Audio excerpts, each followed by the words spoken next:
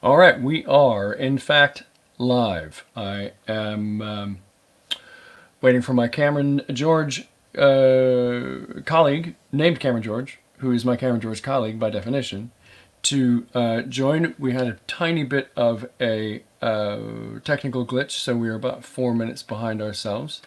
So I apologize in advance or of course, in real time. Today we're going to be talking about on Highlands to Islands. Today's topic is going to be fermentation water. So we are going to talk about fermentation water in general, but how each distillery, Glenmorangie and Ardbeg, handle the difference in water, not necessarily quality, but water chemistry that each distillery deals with as a function of its source water.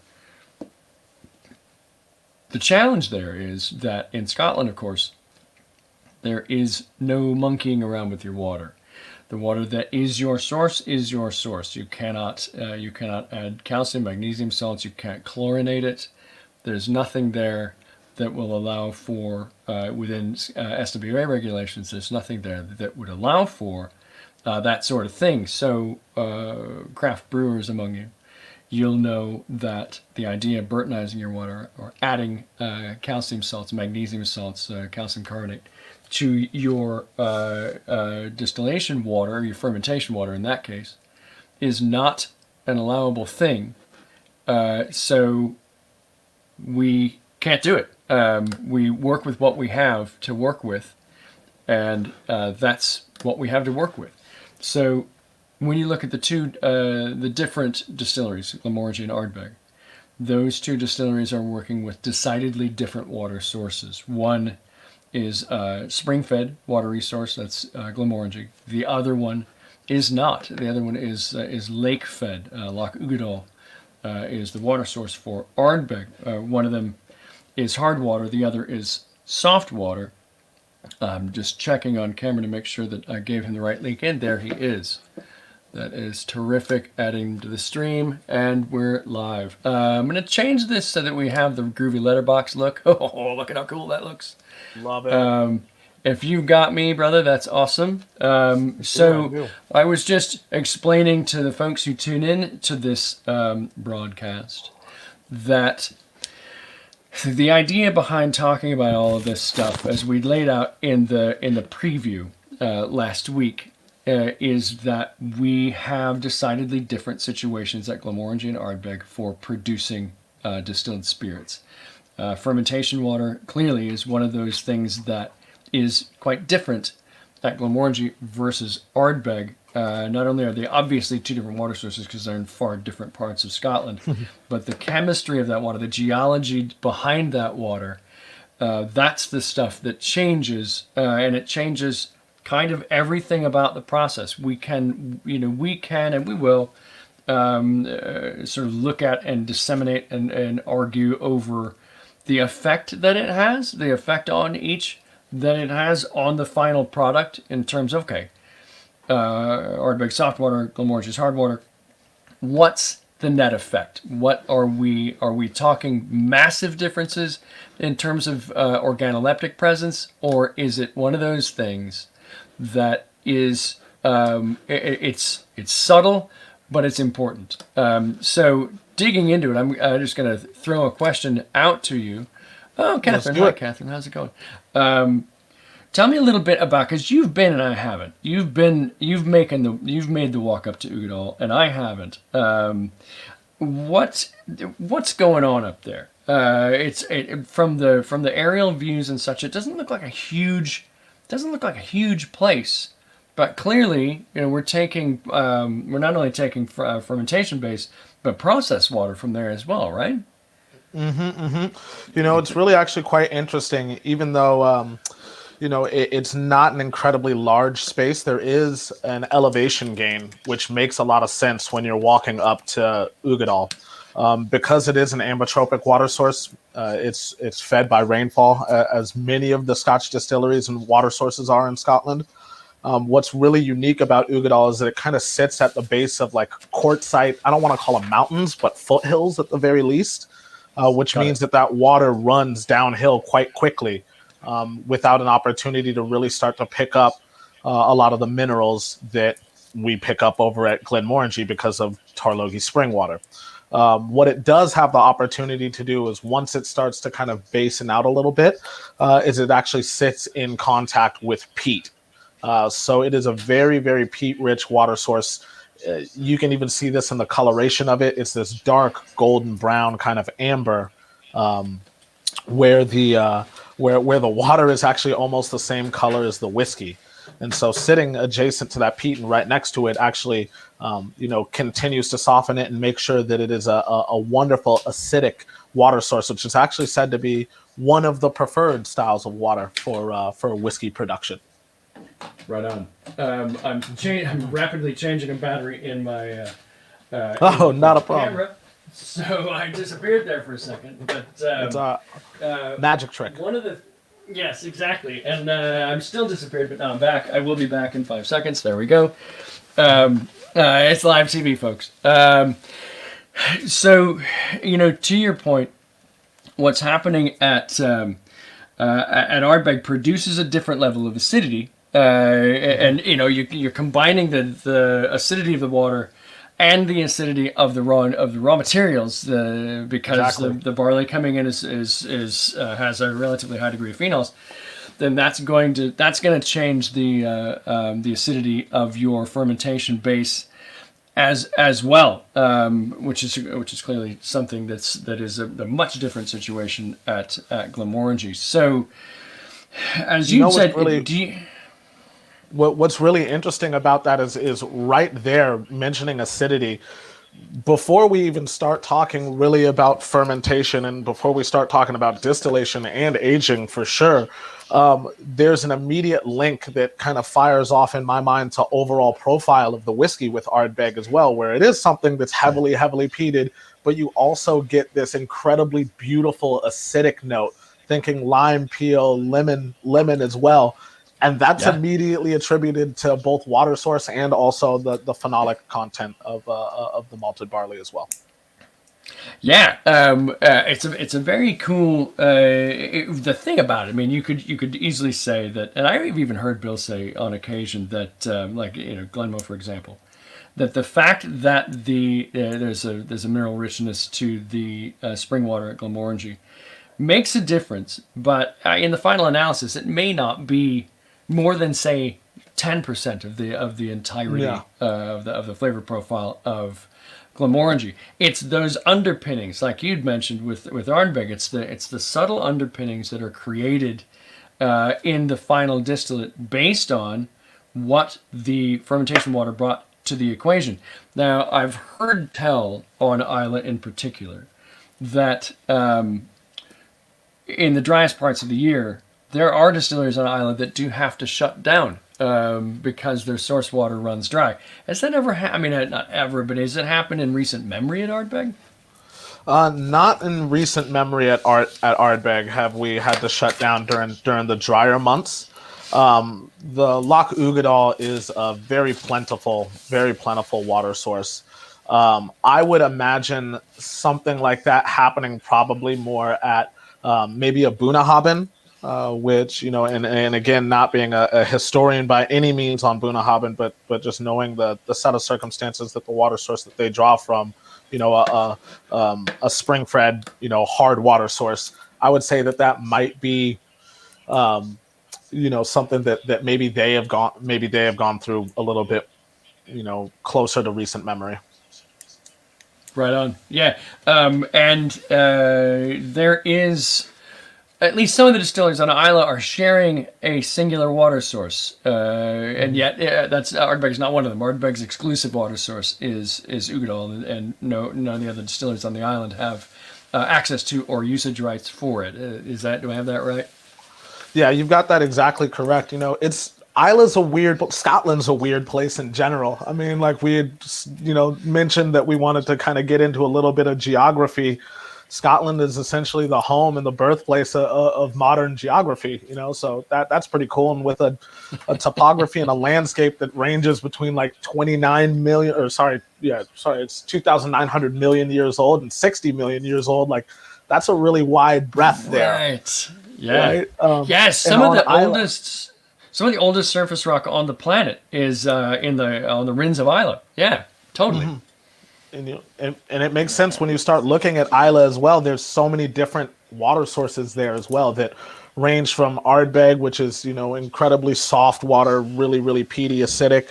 Bunnahabhain, as we mentioned, a lot harder.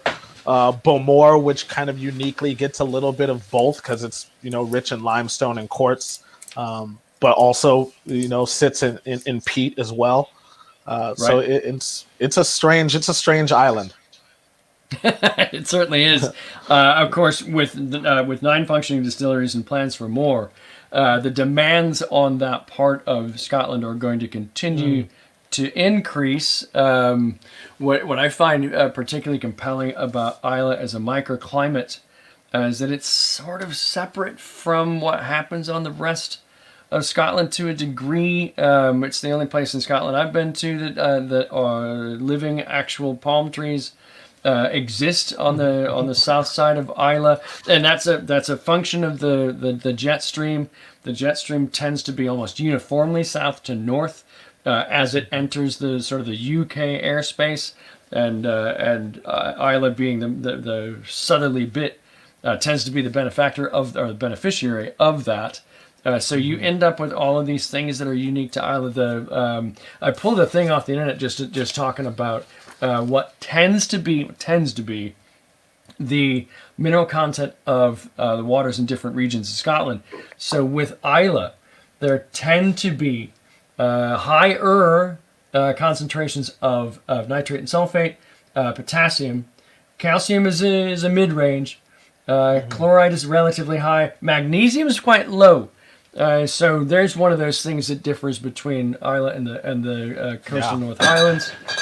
You've got a significant difference. My cat has decided to become a supporting actor on Highlands Islands, which is terrific. We were looking for. I didn't even do a casting call, and then there he is, which is great. A catting call. A catting call. Damn it. Well played, sir. Thank you for that. pH levels tend to be low on Islay and relatively high in the Highlands, although I want to say the pH of Tarlogie is just under 7. And this is on average, and so the difference there is that the Tarlogie water is also relatively high in calcium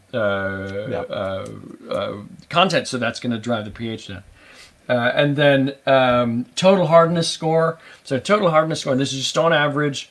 Islay sits right about in the middle. Speyside is quite low usually, and the Highlands are relatively high. So we've got a lot of different stuff happening there. Of course, you'd already mentioned the geology of the region, what's happening there in terms of the soluble substrate and the insoluble substrate. All of those things are going to have a measurable impact on what happens during fermentation. And so, just for the hell of it, we'll run down some of the interesting water sources across Scotland, some of the things that folks may not be aware of. Of course, the bulk of the distilleries in Scotland operate using soft water, like Ardbeg does. Of course, what happens at Ardbeg is uniquely different because of what's happening with the microclimate, what's happening with what it's running off of and through, and how that's going to change the overall chemistry and pH of the water. But the predominance of the fermentation waters in Scotland are, of course, soft. So that would be calcium carbonate levels, I want to say, of under 100, usually 40 to under 100. You would call that soft water. And by the time you get into the 80s, 90s, and up to 200, that starts to flow into being considered hard water in terms of calcium carbonate, milligrams per liter. So just to give you a sense of, if I don't rattle off the name of this distillery, it's a soft water distillery. So we'll just kind of give you a sense of what all the hard water distilleries are, and then we'll kind of back into what's happening between Glenmorangie and Ardbeg from that perspective.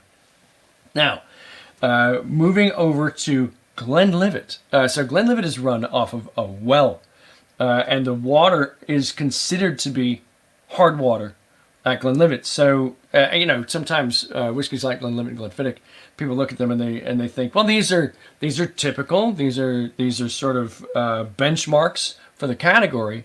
When in fact, Glenlivet is one of the unique stories in Scottish whiskey production because it's a hard water distillery. It doesn't come up in conversation all that often.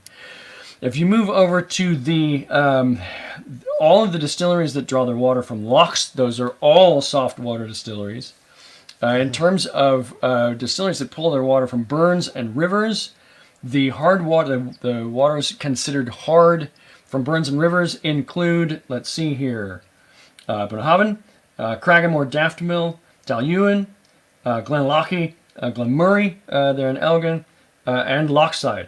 So then you move over to the whiskey distilleries that are driven from underground springs. You would think that those would all have a similar chemical composition, dissolved mineral content. Of course, they don't. As you'd mentioned with Ardbeg, you've got a substrate issue there where you're talking about quartzite, and that's Islay. Most of the places on the mainland of Scotland, the surface rock is granite. So there's even if it rains, which it does a lot, of course, in Scotland, that rainwater is flowing through rock that is not soluble in water by any stretch of the imagination. There's not a lot of interaction there. So you really just have, if anything, it's a purification medium. But in two examples, Glenmorangie and Highland Park, those are two examples where the surface rock in those two parts of the Highlands of Scotland, sandstone and limestone, are closer to the surface. So between the surface where the raindrop hits and the spring where it comes up are types of rock formations that are more soluble in water. So you end up with those things sort of being degraded by the water flow and end up imparting themselves in the spring. So, and that's just to give you a sense, we've got about 27 spring-fed distilleries in Scotland, including such stalwarts as Cardew, Craigellachie, Edradour, some maybe that you've heard of, Glenfiddich, that folks may have heard of that little place. Tamantowel, Tamnavulin, Tamdhu, Strathmill, Varel, Lochnagar. These are all spring-fed distilleries. So even the diversity of where the water comes from, in terms of Scottish whiskey distilleries, is massive. So you've got springs, rivers, lochs, wells, and then city mains. So water coming off of city mains, and those would include such stalwarts as Oban. And if you think about how Oban works, of course, the town got built around the distillery. So it certainly makes sense there. So from the Ardbeg perspective, you're dealing with soft water. You've got loads of peat-derived phenols that are driving acidity crazy. What happens? What does that do to the fermentation phase? What's the net effect there? Man, I think at Ardbeg there's a pretty unique fermentation. First off, all wooden washbacks. Another immediate difference between Ardbeg and Glenmorangie. Opposite sides of the exact same coin.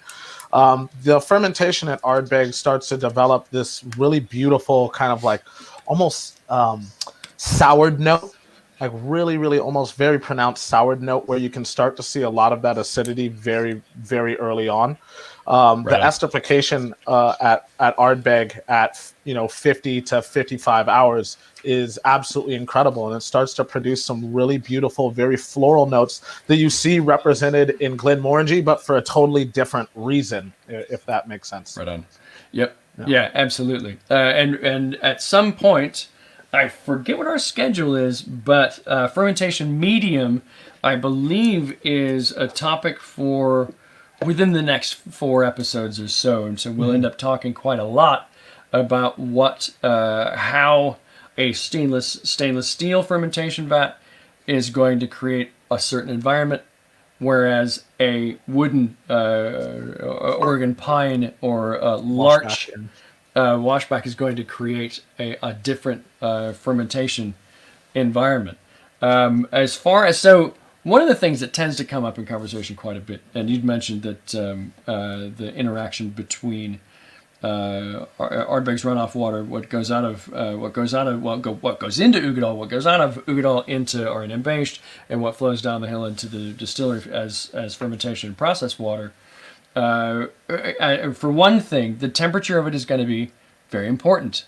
That's not a thing. Obviously, this is where, and we'll get into this too. This will be a future topic where environmental concerns become an issue. If you're looking at water coming in to a distillery and loading up the Shellen tubes or loading up the worm tub, and then going into the fermenters, and you've got to start monkeying around with the temperature of that stuff. It changes your whole process. And so part of the reason we'll end up talking about environmental concerns is not just to sort of pat ourselves in the back and, we put oysters back in the Nordic Firth and you guys have you're putting in a anaerobic digester and those are all great things.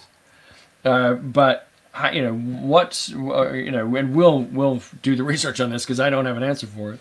What else are the distilleries doing to try to mitigate the lasting issues of climate change? So, getting back to my actual question for you, you've done a jillion presentations, and I have at this point. You'd get that question about dissolved peat in the water source. I know that the short answer, there's a short answer and a slightly longer answer to that, but how do you tend to field that question? Well, if it's peaty water going in, doesn't it make the whiskey taste peaty? Yeah, that's it. It's an interesting question because it does, in my belief, it does have an effect on flavor, but it's not the effect that people are trying to draw the linear conclusion to, right? Because they're like, yeah, if it's peaty water, then that's got to help. And I'm like, no, it does have an effect, but it's not that one, It's not, yes. Yeah, so you're right, but you're also wrong at the exact same time. Yeah. So when people are saying peaty like as a flavor profile in whiskey, they're oftentimes speaking of what their olfactory systems and papilla are essentially picking up as like smoky for lack of a better term, or I guess to cast a wide net there. And that's not what the water source does. That's completely driven by, phenols that are coming from burning of peat when you're drying that malted during the malting process. Where the peat, I think, has an ability to affect flavor, as we kind of discussed, is by, amplifying the acidity represented in the water source, which then is going to do some really wacky and very, very fun things in fermentation. That's kind of what I figured in terms of. All right, yes, that's going to change the acidity. It's going to change the pH level of the source water that you're using for fermentation. Of course, it probably also creates some issues in terms of keeping the place clean. I mean, if you're driving a bunch of mucky water into your Shellen tubes, that's not great. That would be less. That would be. Yeah, not great on the gear. I'm right this minute. I'm trying to. To be fair, and to give folks a sense of context, Cameron and I, 6 months ago, our jobs were quite a lot different. And we have since returning to work, we've had to relearn how to do what we do. And part of the relearning of doing what we do is technology. And it has been it's been an adventure, to say the least. I've spent so much time screaming at my various computer things in the last 3 weeks alone, that because we've been working on trying to get this thing right. The broadcast aspects of Highlands to Islands has been front burner for weeks. Last week when we did Instagram Live, that's easy. I mean, you just yell into your phone, and then you've got the two of us, Exactly. and that's the extent. You can't have you can't invite folks. You can't have multiple presenters on screen or anything. So that, and if the image is okay, it's fine. But what we wanted to do with this thing is to present the brands visually. You know, you've got the Ardbeg setup. I've got this thing that's allegedly, you can see under my shoulder that says Glamorgy on it, but this has been a bear. So contextually, bear with us in terms of trying to get the technology worked out here, because right now, every time I respond to a comment, it is like 50 comments, because it's going out on 4 different. It's going on my Facebook page, the Highlands to Islands Facebook page, the Highlands to Islands YouTube, and my YouTube channel right now. So I'm responding with 4 sets of comments, and the screen just blows up every time I try to make a comment, which is cool. StreamYard's quite cool, but it's also, for an absolute newbie like me, I'm mystified and learning on the fly. So you're doing a great job. It's been fantastic getting to learn this with you. Oh man, it's been a ball, and it will be. I mean, Catherine had mentioned we're setting up some cliffhangers here, but and Catherine, I'll send you the calendar of what it is that we plan to talk about. Hell, I should just put that on the Highlands to Islands page. As a matter of fact, I will. We'll give everybody a sense of what's coming, and we may have some special guests from time to time. So before we get where 20 said, Cameron and I have a meeting, a mandatory meeting at on the hour, so we've got to bail out at that point. So I got to keep an eye on the clock, not because we don't want to be here, because we do, but because we've got a call we got to be on. So, to your point, what is happening at Ardbeg, and of course, there's the expansion now.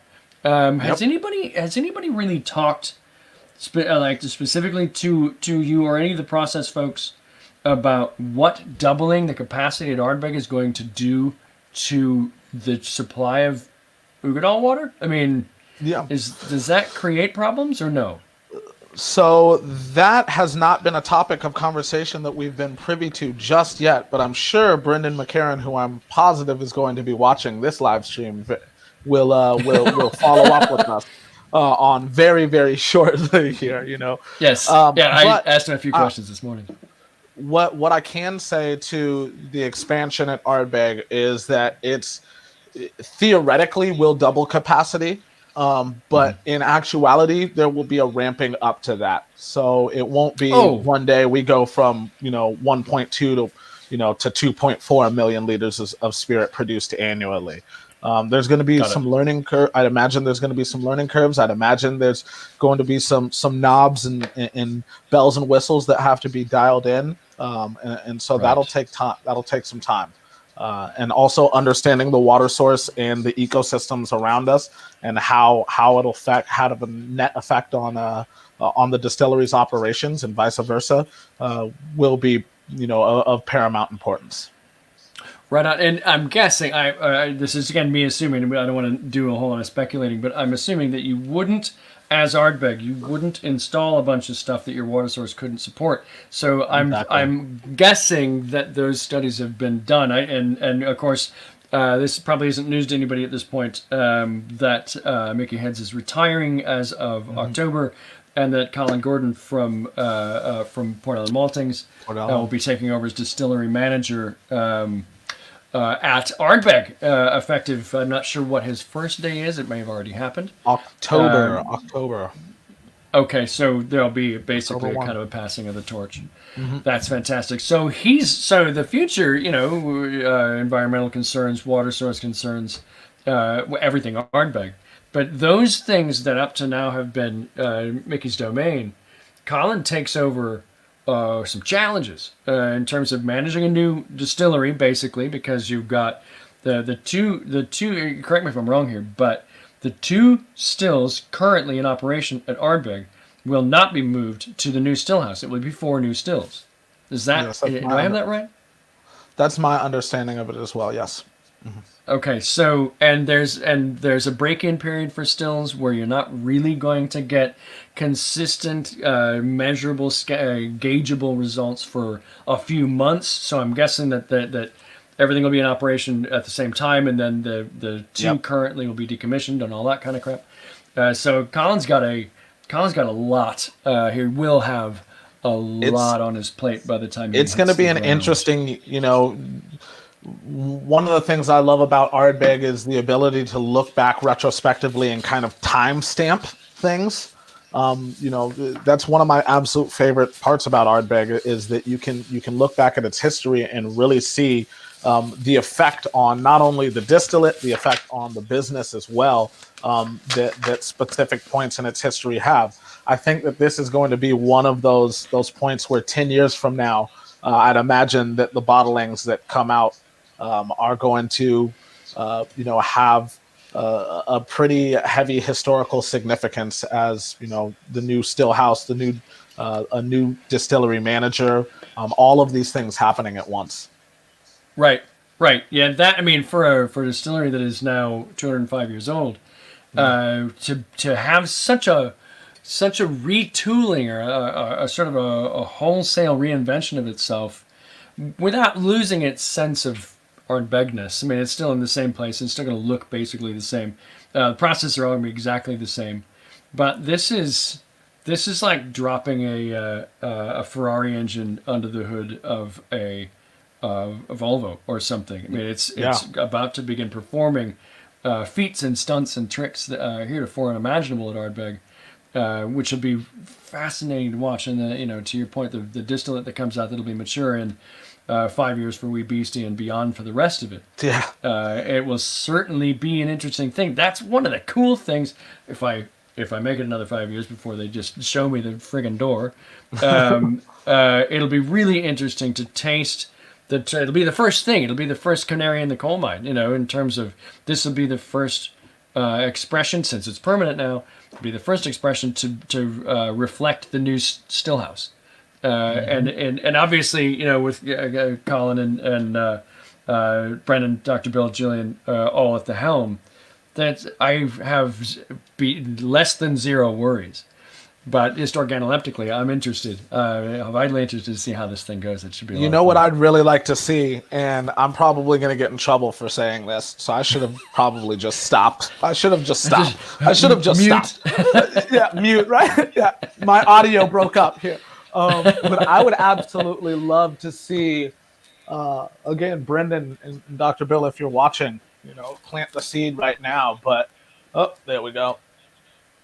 Nice. Oh God, yes! Wouldn't that be great? Yeah, that would be super cool to bring back. To bring back the very young, still young, almost there. Like that would be a really cool experiment to see how young Ardbeg gets to reinvent itself, and also that'd be reviving. One of the things that true Ardbegian fans absolutely loved. So.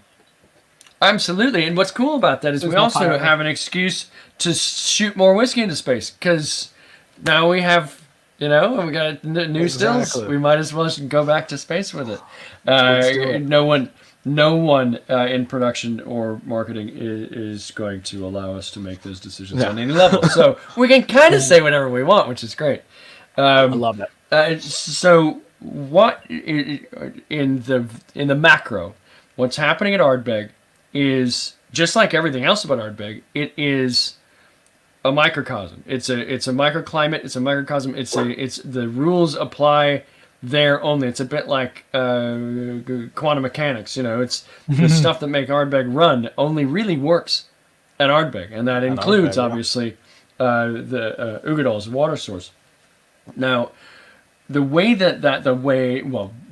main way that differs from what we're dealing with at Glenmorangie, of course, is it's the hardness of the water. Glenmorangie being a spring-fed water resource.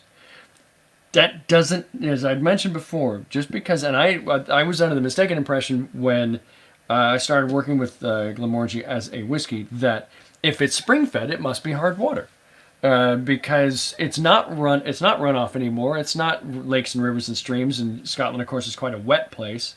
So as it rains there, the water tends to run off into lakes and rivers and streams, and so the distilleries pulling their processed waters from lakes and rivers and streams, of course, as we've mentioned, are all. By the way, this from the absolutely brilliant blogspot blog Whiskey Science. the article called Fermentation Waters. Check it out. It's an amazing resource that I refer to. It's always up.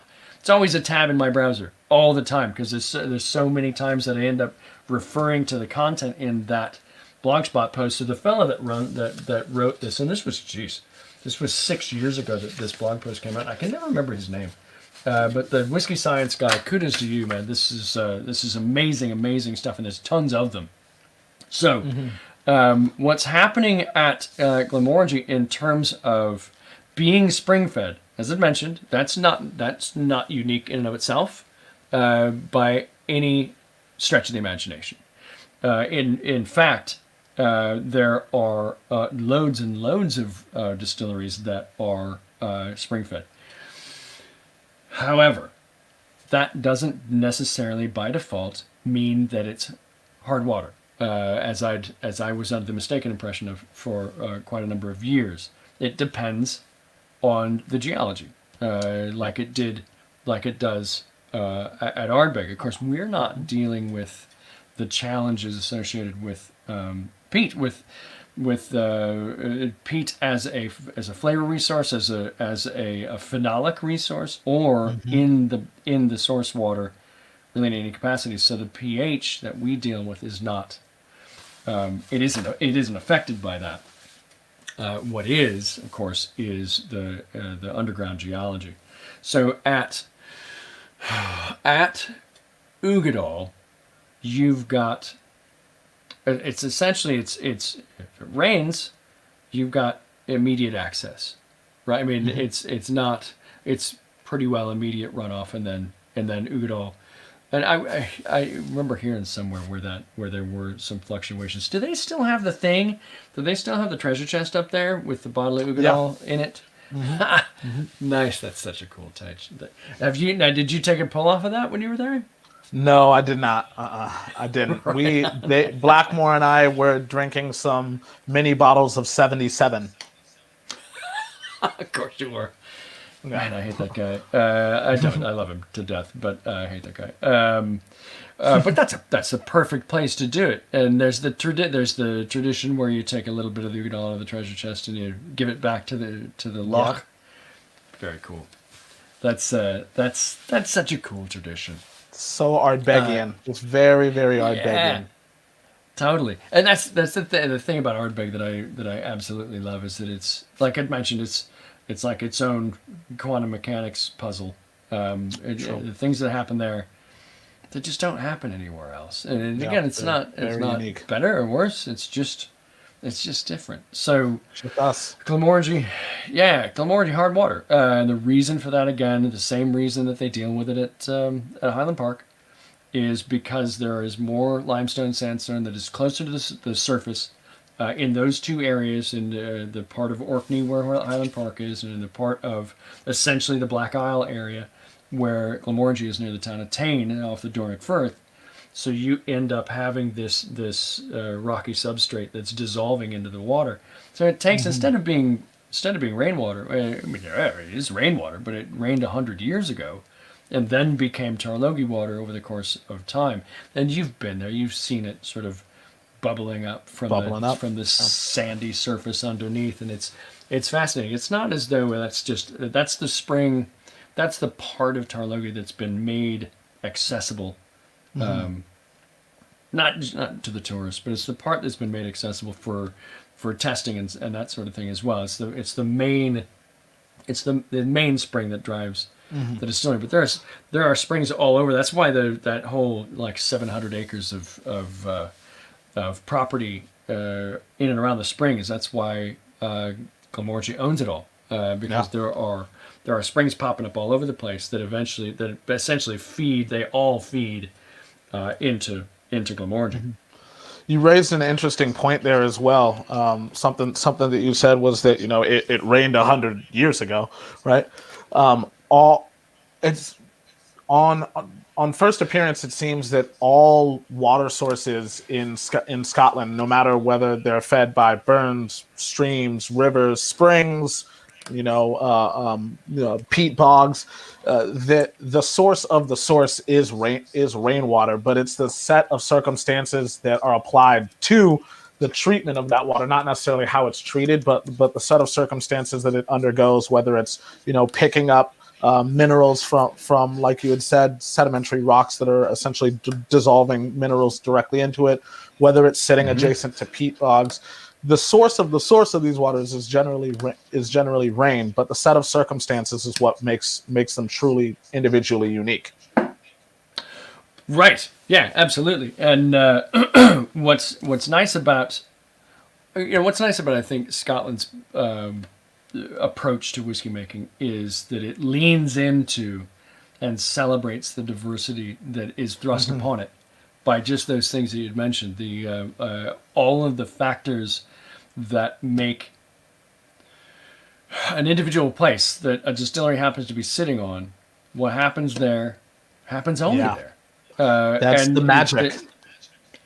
There's an element of the unexplainable that's associated with that. So within Scotch whiskey production, there is some leeway to lean into that, but there are also requirements to accept your fate, and water is the big one where you can't monkey around with the inherent chemistry of the water that is your water source.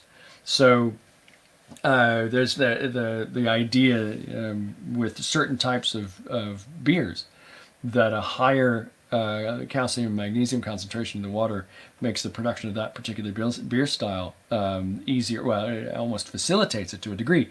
The kinds of beers that would have come from the area around Burton-on-Trent in England, the Burtonization of water.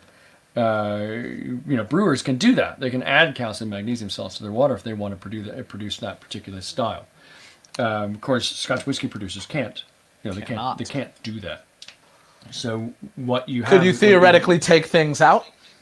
That's the thing, and I have that question in to Bill, and my guess is yes, because we already, and it happens in our bag too, right? There's a UV treatment. There's either a particulate filter or RO or something that's happening there, and then a UV treatment. So that's a function of removing the things that you don't want in there, but adding is the thing that you can't. What I don't know is the specific language, the specific SWA language that governs that. How much can you reduce? How much can you take out? What sort of filtration or purification media are allowed? So on and so forth. I don't know, and that bothers me. So I wonder if there's a distillery that cares to light the pathway forward and experiment with this.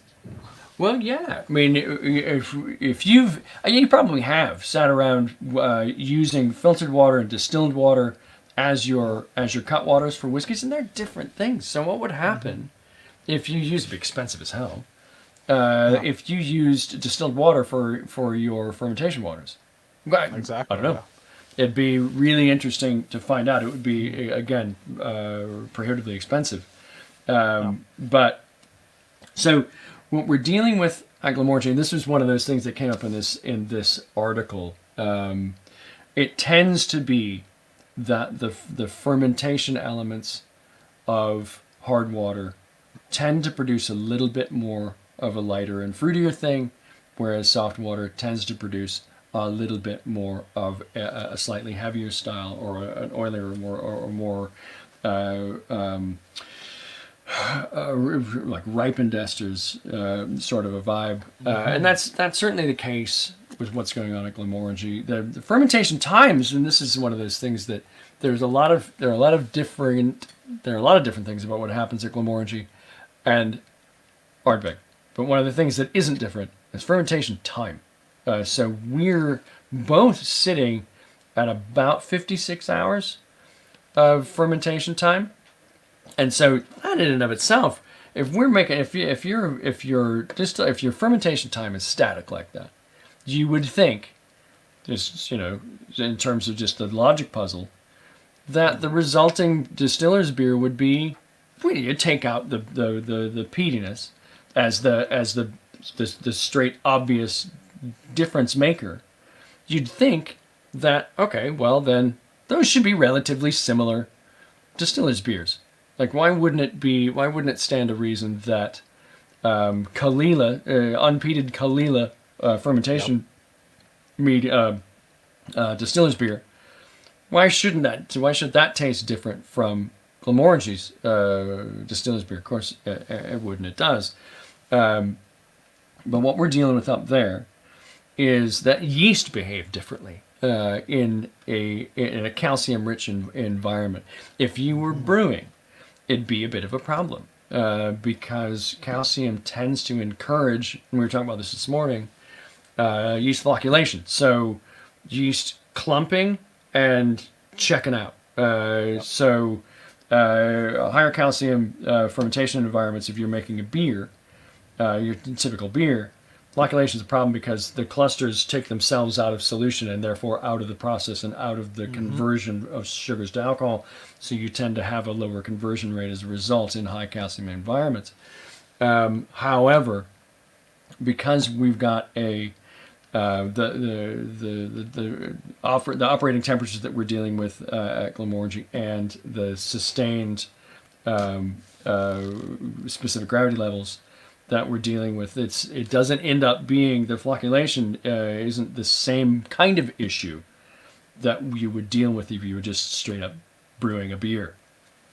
One of the other cool things that the presence of calcium does in the fermentation phase is that it tends to stabilize the alpha amylase. It creates a little bit more of a stable conversion from starch to sugar by stabilizing the amylase itself. So we tend to have a pretty stable conversion. And one of the challenges I gather at Ardbeg is that because the calcium's not around to stabilize the alpha amylase, and there's loads of phenol-driven acids flopping into the fermentation water, then that environment, of course, creates a different result. That, as you'd mentioned, that lime juice kind of a thing that underpins a lot of the Ardbegs that are out there. So there's one. If you were looking for, all right, why the hell are we even talking about this? Where's the difference? That is one. If there's a citrus element in both, but at Ardbeg it's more kind of it's more intense, yeah, squeezed lime juice than, at least from where I'm coming from. And I feel like Wee Beastie, you were a big part of putting Wee Beastie together. Was there something? Because one of the things that I love about Ardbeg is that there's an identifiable Ardbegginess that isn't just peat driven. In every expression of Ardbeg, how did you, in terms of bringing Wee Beastie to life, what was the thought process for keeping its identity as an Ardbeg intact? Was there? Yeah. How did that go? I think it leans on a couple of different pillars. Obviously, the component being aged in American oak ex-bourbon casks. That allows Ardbeg to develop a very, as you said, Ardbegian spirit, very expressive nature at a young age. Some of the most delicious whiskeys from Ardbeg are actually incredibly young whiskeys. I love it. Then the second element of that as well is that there's always an understanding that with Ardbeg there's a duality to the spirit, that it's going to be able to do multiple things, but first and foremost it needs to be identifiable as a whiskey that Ardbeg would make. And so that means not overshadowing the characteristics of obviously being the most heavily peated whiskey in regular production, and the wide range of flavors that are going to come with that as well, but then also not overshadowing any elements of the fermentation phase at Ardbeg that really develops that beautiful acidity, as well as the purifier at Ardbeg, which is going to make sure that the spirit is rectified in a way where you see white flowers and a kind of like very ethereal nature to it at the exact same time. So Yep. those pillars all together make Ardbeg classic, similar to whiskey that would ultimately end up, 5 more years down the road going into the 10-year. The second element of that is where things kind of start to get weird, by incorporating sherry cask. And that component in sherry cask is highly expressive. You take that acidic note that's developed in fermentation, that lemon lime kind of aspect, and now you're oxidizing that just a little bit more. So it's kind of, you're looking at classic Ardbeg just through a different lens. Interesting. I was going to ask you about that, and this gets into a little bit more of secondary maturation, which we will also cover in a future episode. The idea that sherry casks, and the use of sherry casks at Ardbeg is well documented. Yeah. But young Ardbeg and sherry cask, that's the part that, because Ugadal tends to be at least the youngest whiskeys in Ugadal are at least 8, and the oldest are closer to 14. So this idea of 5-year-old full sherry matured Ardbeg, it's really compelling, and I love how it comes across in Wee Beastie. It's just brilliant. Absolutely. Yeah. It's just delicious whiskey. And, Really Whiskey is. Creation team was kind enough to let me, help select the proof. We got an absolute cracker of a whiskey. Yep. Yeah, and it's going crazy. People love it. It's the feedback that I'm seeing in social media is really, really positive overall, which is terrific. We're on to about 51 minutes of chatting about this, so I'll just throw a few things out about Glenmorangie processed water quickly, and then we can kind of look through any of the responses to questions to see if anybody's got anything that they want to chat about, and then we'll move on to next week.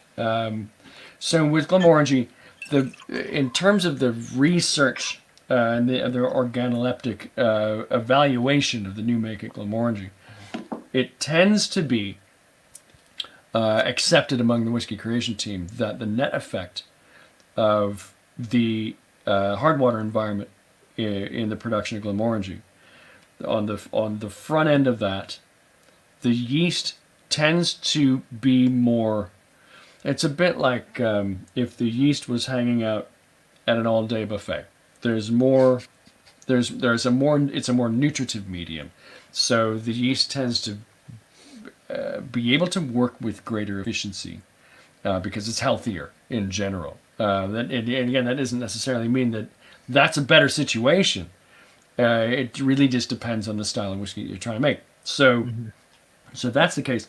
The fermentation, because of that, tends to be, even in that sort of 55, 56 hour time frame, tends to be quite vigorous. And I've heard the Whiskey Creation team refer to the stills at Glenmorangie where they begin to sort of rock because it's such a raucous fermentation environment, because those yeasts are in a little bit more supportive, nutritive environment for their ability to process sugars, their ability to recreate new yeast cells. So we end up with a slightly fruitier fermentation base as a result sooner than would otherwise be the case. So we tend to end up with a slightly fruitier result in a shorter fermentation time. You certainly have longer fermentation times in the industry, much longer, into the 90s and 100s and 150s, depending on who you. Oban and Glenallachie are quite long in terms of their fermentation times.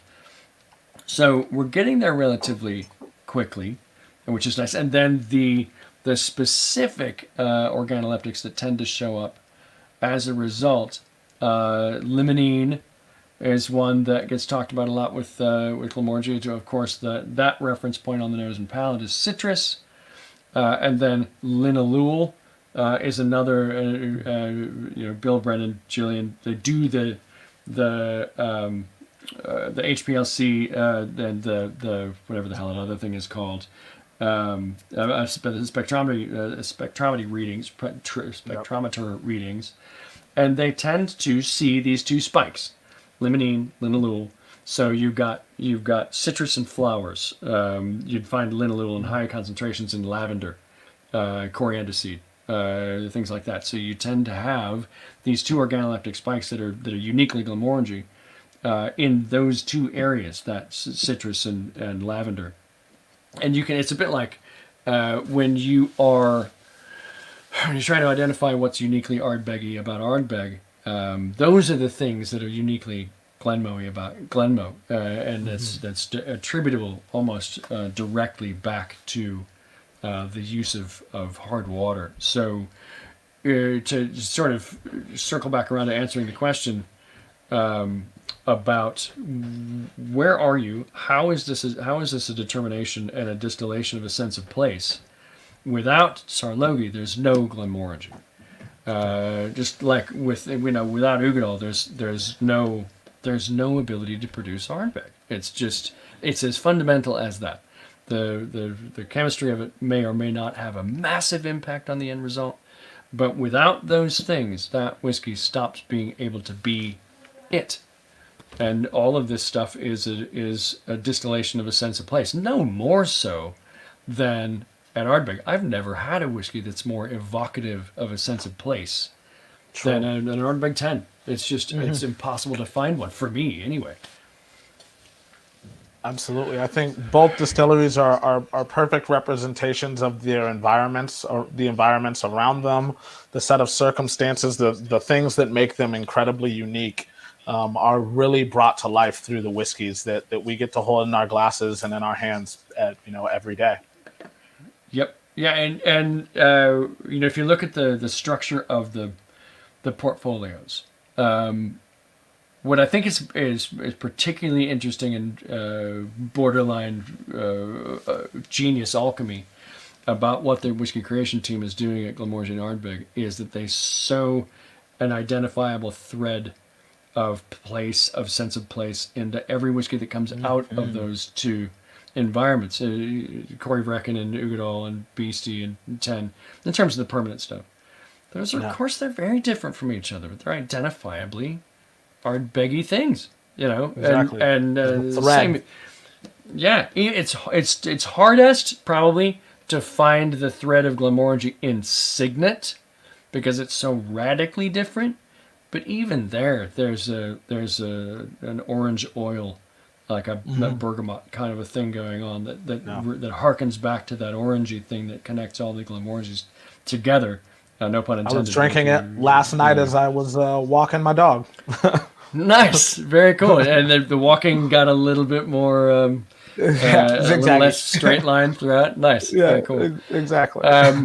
Wow. Okay, so we're late for our call. So we're gonna log off. I will, for those of you who are on with us live or you tune into this later, I will just check out Highlands to Islands, the YouTube channel. Check out Highlands to Islands on Facebook and Instagram. I will post the schedule of topics coming up every Tuesday, 2 p.m. Eastern. I will very soon have a landing page that you can send me your email address, and I'll stay in touch with you via newsletter. So I'm excited about that as soon as I learn how the hell to do it. And then Cameron, I'll be back a week from today at 2 p.m. Eastern to talk about a thing I can't remember right this minute, but I will put that on all of our platforms, and you can. We've got the place though. We do. We've got the place. We've got the time. We've got the place. We've almost got the technology totally nailed out now. I'm using the stupidest little modder in the world, so I will fix the monitoring issues. But next week, same time, same place. Really looking forward to it, Cam. It's a pleasure. It's a blast working with it, and it's really, really a blast bringing this concept together with you. Let's do it. Cool, man. I'll talk to you soon. Thanks, everybody, for joining us. Slanjava.